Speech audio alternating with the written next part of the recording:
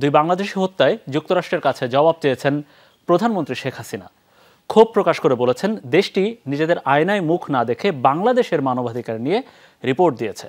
সন্ধ্যায় গণভবনে দলের কার্যনির্বাহী সংসদের বৈঠকে এসব কথা বলেন প্রধানমন্ত্রী। ইসরায়েলি গণহত্যার বিরোধিতাকারীদের উপর যুক্তরাষ্ট্র যে নির্যাতন চালিয়েছে বা চালাচ্ছে, তাতে সেই দেশে কতটা মানবাধিকার আছে সে বিষয়েও প্রশ্ন তোলেন প্রধানমন্ত্রী শেখ হাসিনা। 100% কপার কন্ডেন্সারে তৈরি ভিশন ফ্রিজ, তাই গুণে মানে অটুট থাকে বছরের পর বছর। সবশেষ রাজনৈতিক পরিস্থিতির বিষয়ে দলীয় কৌশল নির্ধারণ করতে গণভবনে আওয়ামী লীগের কেন্দ্রীয় কার্যনির্বাহী সংসদের বৈঠক, যাতে সভাপতিত্ব করেন দলের সভাপতি প্রধানমন্ত্রী শেখ হাসিনা। অতি বাম অতি ডান সবই এখন তারা এক হয়ে গেছে। প্রধানমন্ত্রীর সূচনা বক্তব্যের বড় অংশ জুড়েই ছিল যুক্তরাষ্ট্রের সমালোচনা। যুক্তরাষ্ট্রে দুই বাংলাদেশি নিহত হওয়ার ঘটনায় তীব্র ক্ষোভ প্রকাশ করেন প্রধানমন্ত্রী শেখ হাসিনা। বাড়ির মধ্যে ঢুকে সে বাচ্চাকে গুলি করে মেরেছে, কি জবাব দেবে?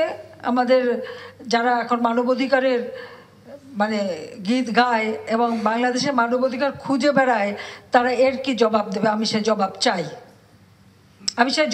সেই মানবাধিকার সংস্থা, জাস্টিস ডিপার্টমেন্ট বা যারা আমাদের স্যাংশন দেয়, যারা আমাদের উপরে খবরদারি করে, তাদের কাছে আমার জবাব চাই আমি, যে আমার বাঙালি কেন মারা যাবে? ওরকম ছোট্ট একটা অপ্রাপ্তবয়স্ক শিশু মায়ের কোল থেকে নিয়ে তাকে গুলি করে হত্যা করা।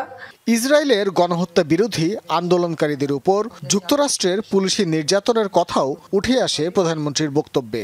আবারও ফিলিস্তিনিদের পক্ষে বাংলাদেশের অবস্থানের জানান দেন শেখ হাসিনা। ওদেশে যে মানবাধিকার কতটুকু আছে সেটাই তো প্রশ্ন।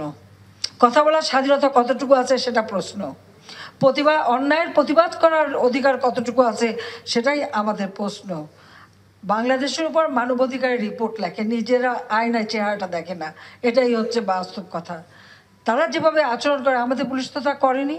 ধৈর্যের পরিচয় দিতে যে উল্টো তারা মার খেয়েছে বিএনপির হাতে, তারা যেভাবে মাটিতে মেরেছে। আজকে যদি আমেরিকার একটা পুলিশের গায়ে যদি এভাবে কোনো দলের লোক হাত দিত, তারা কি করত?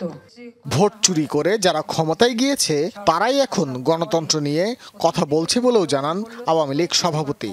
আর এখনো একটা দল যার কোনো মাথা মুন্ডু নাই। তাদের যিনি চেয়ারম্যান ছিলেন তিনি সাজাপ্রাপ্ত আসামি, যিনি দায়িত্বপ্রাপ্ত চেয়ারম্যান সেও সাজাপ্রাপ্ত আসামি এবং দেশান্তরী। আমরা ডিজিটাল বাংলাদেশ করেছি, যে সেই সুবাদে সারাক্ষণ অনলাইনে শুধু নির্দেশ দেয় এবং সেই সিদ্ধান্তেরও ঠিক ঠিকানা নাই।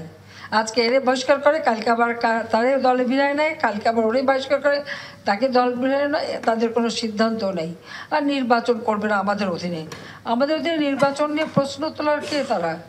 এক বছরেরও কম সময়ের মধ্যে পদ্মা সেতু থেকে আদায়কৃত 1500 কোটি টাকার টোল বাংলাদেশের সক্ষমতার কথাই জানান দেয় বলেও উল্লেখ করেন সরকার প্রধান।